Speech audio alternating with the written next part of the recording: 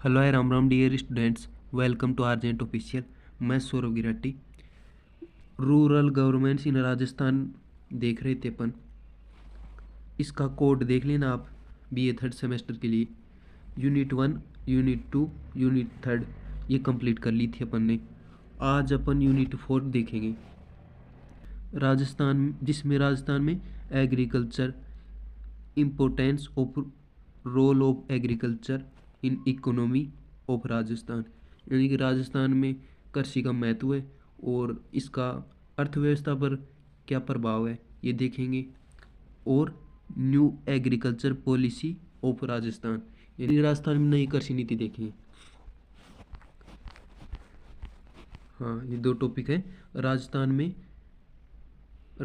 की अर्थव्यवस्था में कृषि का महत्व है और इसकी भूमिका, और राजस्थान की नई कृषि नीति। राजस्थान की अर्थव्यवस्था में कृषि की महत्व है। राजस्थान की अर्थव्यवस्था में कृषि का महत्व और भूमिका। राजस्थान की अर्थव्यवस्था मुख्य रूप से कृषि और इससे संबंधित गतिविधियों पर निर्भर है। राज्य का लगभग 65% जनसंख्या प्रत्यक्ष या अप्रत्यक्ष रूप से कृषि पर निर्भर है। हालांकि राजस्थान में कम वर्षा, शुष्क जलवायु और बंजर भूमि की अधिकता के कारण कृषि उत्पादन के समक्ष अनेक चुनौतियां हैं। फिर भी यह राज्य की आर्थिक वृद्धि और रोजगार सृजन में महत्वपूर्ण भूमिका निभाता है। यानी कि राजस्थान में अधिकतर जनसंख्या कृषि पर निर्भर है, लेकिन राजस्थान में वर्षा की कमी होने के कारण, यहाँ की शुष्क जलवायु और बंजर भूमि के होने के कारण कृषि के समक्ष बहुत सी चुनौतियाँ हैं। राजस्थान की अर्थव्यवस्था में कृषि का महत्व है। आजीविका का मुख्य स्रोत, यानी कि यह लाइवलीहुड है, लोगों का जीवन यापन का पहला स्रोत है ये कृषि। राजस्थान में लगभग 2/3 आबादी कृषि कार्यों पर निर्भर है। ग्रामीण क्षेत्रों में कृषि ही प्रमुख आजीविका का साधन है। दूसरा है सकल राज्य घरेलू उत्पाद में योगदान, यानी कि कृषि से जुड़े जो उत्पाद हैं उनका योगदान। राजस्थान की अर्थव्यवस्था में कृषि का योगदान लगभग 25 से 30% है। कृषि आधारित उद्योग जैसे खाद्य प्रसंस्करण, डेयरी उद्योग, कपास उद्योग राज्य की आर्थिक गतिविधियों को बढ़ावा देते हैं। रोजगार सृजन, यानी कृषि के माध्यम से लोगों को रोजगार मिलता है। कृषि के अलावा कृषि से जुड़े क्षेत्र जैसे डेयरी, मत्स्य पालन, पशुपालन, वानिकी, वन क्षेत्र लाखों लोगों को रोजगार प्रदान करते हैं। कृषि क्षेत्र छोटे और सीमांत किसानों के लिए आजीविका का प्रमुख स्रोत है। खाद्य सुरक्षा और उत्पादन, यानी इससे लोगों को फूड मिलता है और उत्पादन बढ़ता है उनका। राजस्थान गेहूं, जौ, बाजरा, चना, सरसों, मूंगफली, जीरा और ग्वार के उत्पादन में अग्रणी राज्य है। बाजरा उत्पादन में राजस्थान देश में प्रथम स्थान पर है। राजस्थान में कृषि उत्पादन से स्थानीय खाद्य जरूरतें पूरी हो जाती हैं, यानी लोगों को भोजन मिल जाता है। जो अनाज अतिरिक्त होता है वो अन्य राज्यों में निर्यात किया जाता है, जिससे राज्य की अर्थव्यवस्था बढ़ती है। कृषि आधारित उद्योगों का विकास, यानी कृषि से जुड़े जो उद्योग हैं उनका विकास होता है, जिनमें कपास उद्योग, सरसों से तेल मिले, है ना, तेल उद्योग, तेल मिल, चीनी मिल और मसाला उद्योग कृषि उत्पादों पर निर्भर है। राजस्थान में मसालों जैसे जीरा, धनिया, सौंफ का बड़ा उत्पादन होता है, जिससे राज्यों का अच्छा राजस्व प्राप्त होता है।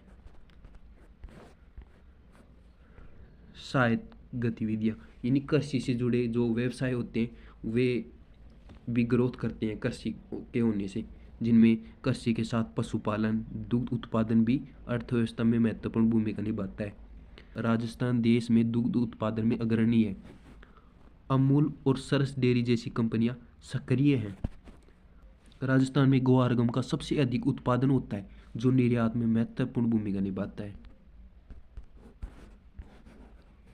अब दूसरा है राजस्थान की कृषि की प्रमुख विशेषताएं। कृषि का योगदान देख लिया, अब इसकी विशेषता देख लेते हैं। जलवायु और भौगोलिक परिस्थितियां। राजस्थान में मरुस्थलीकरण और अर्ध शुष्क जलवायु पाई जाती है। वर्षा असमान होती है। औसत वार्षिक वर्षा मात्र 450 मिमी है। 52% कृषि भूमि सिंचाई सुविधाओं से वंचित है। यानी कि राजस्थान की 100% में से 52% कृषि को सिंचाई के लिए जल उपलब्ध नहीं हो पा रहा, जिससे कृषि उत्पादन वर्षा पर निर्भर रहता है। इन सिंचाई से ज़्यादा वर्षा पर निर्भर होती है राजस्थान में कृषि। कृषि भूमि का आकार। राज्य में कुल भौगोलिक क्षेत्रफल का लगभग 52% भाग कृषि योग्य भूमि है। यानी कि 52% भाग कृषि योग्य है राजस्थान का। पश्चिमी राजस्थान में रेतीली मिट्टी मरुस्थल, जबकि पूर्वी राजस्थान में काली और दोमट मिट्टी पाई जाती है जो उपजाऊ भूमि होती है। फसलों का वर्गीकरण। राजस्थान में मुख्य रूप से 3 प्रकार की फसलें उगाई जाती हैं, जिनमें पहली है खरीफ की फसल, जिनमें बाजरा, मूंग, उड़द, सोयाबीन, ज्वार, ग्वार, कपास। दूसरी है रबी की फसल, जिनमें गेहूँ, जौ, चना, सरसों, मसूर, अलसी। तीसरी है जायद की फसल, जिसमें तरबूज, खरबूज, ककड़ी, मूंग, सूरजमुखी। अब राजस्थान में कृषि की सिंचाई की स्थिति देख लेते हैं। राजस्थान की लगभग 48% कृषि भूमि सिंचित है, जबकि बाकी वर्षा पर निर्भर है। प्रमुख सिंचाई के स्रोत नहरें, कुएं, ट्यूबवेल और तालाब है। इंदिरा गांधी नहर पश्चिमी राजस्थान के मरुस्थलीय क्षेत्रों में सिंचाई का प्रमुख स्रोत है। अब है कृषि में आधुनिक और सरकारी योजनाएं। राजस्थान सरकार ने कृषि में नवाचार और वैज्ञानिक पद्धतियों को बढ़ावा देने के लिए कई योजनाएं चलाई हैं, जिनमें मुख्य योजनाएं हैं प्रधानमंत्री कृषि सिंचाई योजना, राष्ट्रीय खाद्य सुरक्षा मिशन, मुख्यमंत्री कृषक साथी योजना, राज्य किसान साथी पोर्टल। फसल बीमा। अब है राजस्थान की कृषि से संबंधित चुनौतियाँ। यानी राजस्थान में कृषि करने के लिए क्या क्या कौन कौन सी समस्याएं आती हैं जो कृषि को बहुत प्रभावित करती हैं। सबसे पहले तो जल की कमी है राजस्थान में, जिसके कारण कृषि बहुत प्रभावित है। हालांकि कृषि राजस्थान की अर्थव्यवस्था की रीढ़ है, फिर भी यह कई चुनौतियों का सामना कर रही है, जिनमें है कम वर्षा या जल संकट। राजस्थान में बारिश की कमी और सूखा कृषि उत्पादन को प्रभावित करता है। सिंचाई संसाधनों की कमी। राजस्थान का बड़ा भाग अभी भी वर्षा पर निर्भर है, जिससे कृषि अस्थिर बनी रहती है। वर्षा पर निर्भर होने के कारण जब वर्षा होती है तभी कृषि की जाती है। सिंचाई के साधन उपलब्ध न होने के कारण केवल एक वर्षा ही है जो कृषि पर असर डालती है। मिट्टी का कटाव और बंजर भूमि। मरुस्थलीकरण और मिट्टी की गुणवत्ता में गिरावट एक गंभीर समस्या है। राजस्थान का अधिकांश भाग मरुस्थलीय क्षेत्र है, जिसके कारण ये कृषि के समक्ष चुनौती है। परंपरागत कृषि पद्धतियाँ। किसान अभी भी पुराने तरीके अपनाते हैं, जिससे उत्पादन कम होता है। यानी आधुनिक खेती का प्रचलन राजस्थान में अभी भी नहीं है। फसल हानि और विपणन समस्याएं। किसानों को फसल के उचित दाम नहीं मिलते, जिससे उनकी आर्थिक स्थिति कमज़ोर बनी रहती है। यानी कृषि के लिए जो कृषि का उत्पादन है उनके लिए उन्हें अधिक धन नहीं मिलता। अब है इन राजस्थान में कृषि विकास के लिए सुझाव। यानी कि अगर कृषि को विकास करना है तो कौन कौन से तरीके अपनाने चाहिए। सूक्ष्म सिंचाई को बढ़ावा दिया जाए, जैसे ड्रिप और स्प्रिंकलर सिंचाई, जिससे जल की बचत होगी। जल संरक्षण तकनीकों का उपयोग किया जाए, जिनमें स्टॉप डैम, चेक डैम और जोड़ निर्माण किया जाए। फसल विविधीकरण को अपनाया जाए, जिसमें किसान पारंपरिक फसलों के साथ औषधीय और नकदी फसलें भी उगाए। ऑर्गेनिक और स्मार्ट फार्मिंग को बढ़ावा दिया जाए, जिनमें जैविक खेती, आधुनिक कृषि तकनीकों को अपनाया जाए, जिससे उन्हें अधिक उत्पादन प्राप्त होगा, जो अर्थव्यवस्था और राजस्व में वृद्धि करेगा। कृषि बाजार और भंडार सुविधाएं विकसित की जाएं। किसानों को एमएसपी न्यूनतम समर्थन मूल्य पर बेचने की सुविधा मिले। सहकारी खेती कोऑपरेटिव फार्मिंग को बढ़ावा दिया जाए। किसानों को समूह में संगठित किया जाए ताकि वे बेहतर संसाधन प्राप्त कर सकें। यानी किसानों को एकजुट किया जाए। निष्कर्ष या कंक्लूजन, राजस्थान की अर्थव्यवस्था में कृषि की महत्वपूर्ण भूमिका है, लेकिन जलवायु परिस्थितियों, सिंचाई की कमी, परंपरागत खेती के कारण यह क्षेत्र कई समस्याओं का सामना कर रहा है। सरकार की नई कृषि नीतियों, जल संरक्षण योजनाओं और आधुनिक तकनीकों के उपयोग से राजस्थान की कृषि को अधिक लाभदायक और टिकाऊ बनाया जा सकता है। यूनिट 4 का पहला टॉपिक कंप्लीट हो गया। अब यूनिट 4 का सेकंड टॉपिक यहाँ स्टार्ट हो जाता है, राजस्थान की नई कृषि नीति। कृषि नीति मतलब कृषि के लिए बनाया गया कानूनी और योजनाएं। राजस्थान सरकार ने राज्य में कृषि को अधिक उत्पादन, टिकाऊ और लाभकारी बनाने के लिए एक नई कृषि नीति लागू की है। इस नीति का उद्देश्य किसानों की आय को दुगना करना, जल संरक्षण को बढ़ाना, जैविक खेती को बढ़ाना, तकनीकी उन्नयन करना और फसल विविधीकरण को अपनाना है। राजस्थान की नई कृषि नीति की आवश्यकता, यानी कि यह कृषि नीति किस आवश्यकता को पूर्ति करने के लिए बनाई गई है। राजस्थान में कृषि क्षेत्र कई चुनौतियों से जूझ रहा है, जिनमें जलवायु परिवर्तन और कम वर्षा, भूमि का बंजर होना और मरुस्थलीकरण, अत्यधिक पानी वाली फसलें जैसे गेहूं और धान पर निर्भरता, परंपरागत खेती के कारण कम उत्पादन, किसानों को बाजार का मूल्य न मिलना, जल और मृदा संरक्षण की कमी। नई कृषि नीति इन समस्याओं का समाधान करने के लिए बनाई गई है, ताकि राज्य में कृषि को अधिक टिकाऊ बनाया जा सके और किसानों को आत्मनिर्भर बनाया जा सके। अब नई कृषि नीति के प्रमुख उद्देश्य क्या है। पहला उद्देश्य है इसका किसानों की आय को दुगना करना, केंद्र सरकार के लक्ष्य के अनुरूप। यही केंद्र सरकार का भी लक्ष्य है। सूक्ष्म सिंचाई जैसे ड्रिप और स्प्रिंकलर को बढ़ावा देना, फसल विविधीकरण को प्रोत्साहित करना, जैविक और प्राकृतिक खेती को बढ़ावा देना। फिफ्थ है कृषि उत्पादों के निर्यात को बढ़ावा देना। सिक्स्थ है कृषि में नई तकनीकों, डिजिटल खेती को लागू करना। सेवंथ है किसानों को न्यूनतम समर्थन मूल्य का लाभ दिलाना। एट्थ है कृषि और पशुपालन को एकत्रित कर किसानों की आय बढ़ाना, यानी कृषि प्लस पशुपालन दोनों से आय को बढ़ाना। नाइन्थ है राजस्थान की कृषि को जलवायु अनुरूप बनाना। 10th है खाद, बीज, उर्वरकों की पर्याप्त आपूर्ति सुनिश्चित करना। ये इसके उद्देश्य हैं। अब इसकी विशेषताएं देख लेते हैं कि इन उद्देश्य को ये कहाँ तक पूरी कर पाया है।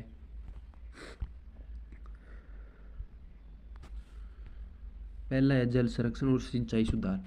राजस्थान में 90% कृषि वर्षा पर निर्भर है, इसलिए जल संरक्षण नीति लागू की गई है।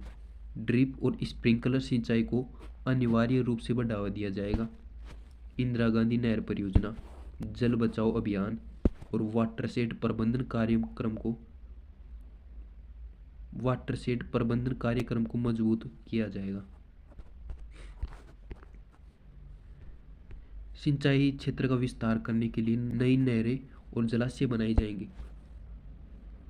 और अगला है फसल विविधीकरण।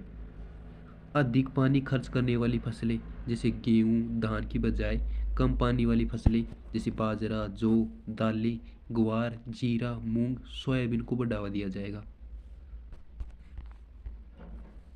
नकदी फसलें यानी कैश क्रॉप्स जैसे मेहंदी, गोल, सौंफ, मेथी, ग्वार, गम, औषधीय फसलें और फूलों की खेती को प्रोत्साहित किया जाएगा। सब्जियों की खेती की ओर प्रेरित किया जाएगा, क्योंकि इन खेतियों में बहुत पानी की कम खर्च होती है। अगला है जैविक और प्राकृतिक खेती को बढ़ावा देना। किसानों को रासायनिक खादों की बजाय जैविक खादों का उपयोग करने के लिए प्रोत्साहित किया जाएगा। राजस्थान जैविक खेती मिशन के तहत जैविक खेती के लिए अनुदान और प्रशिक्षण किया जाएगा। किसानों को गोबर खाद, हरी खाद, वर्मी कंपोस्ट जैसी जैविक तकनीकों के लिए सहायता मिलेगी। किसानों की आय में वृद्धि का प्रयास। एग्री प्रोसेसिंग को बढ़ावा दिया जाएगा, जिससे किसान कच्चे माल को प्रसंस्करण करके अधिक मुनाफा कमा सके। इसमें क्या होगा कि जो कच्चा माल है उसको संरक्षित किया जाएगा, वो खराब ना हो, इस पर ध्यान दिया जाएगा। कृषि आधारित उद्योग जैसे मसाला उद्योग, दूध उत्पाद, तेल मिल्स को सरकारी सहयोग मिलेगा। किसानों को बाजार तक सीधी पहुंच देने के लिए ई नाम पोर्टल और ऑनलाइन मार्केटिंग प्लेटफॉर्म को मजबूत किया जाएगा।